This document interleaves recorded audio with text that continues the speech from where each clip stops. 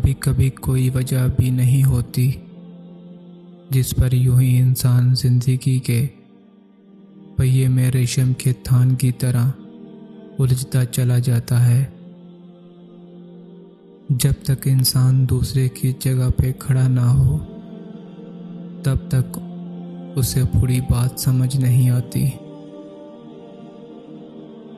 इज्जत इतनी दो जितनी के कोई काबिल हो, अगर इससे ज़्यादा दोगे तो अपनी इज्जत खो दोगे।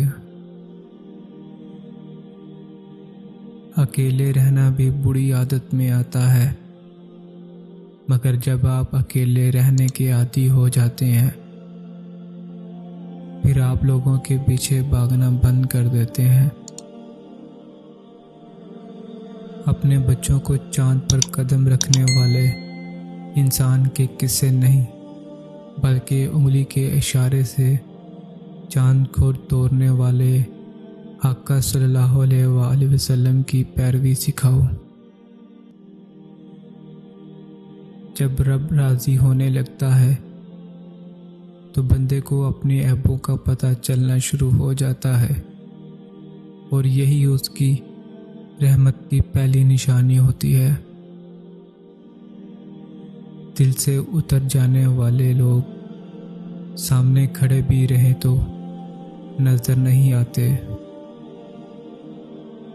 औरत की इज्जत करो, इसलिए नहीं कि वो औरत है, बल्कि ये साबित करने के लिए कि आपकी तरबियत एक अच्छी माँ ने की है।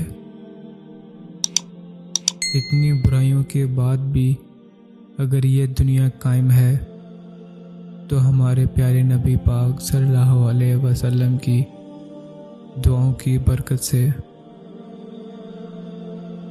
नमाज कभी ना छोड़े, इसलिए कि कब्रों में लाखों लोग तरस रहे हैं कि दोबारा ज़िंदगी मिल जाए ताकि अल्लाह के लिए एक सजदा कर लें। अल्लाह हम सबको पाबंदी से नमाज पढ़ने वाला बना दीजिए, आमीन। खालिक से मांगना सुन्नत है, अगर दे दे तो रहमत, ना दे तो हिकमत।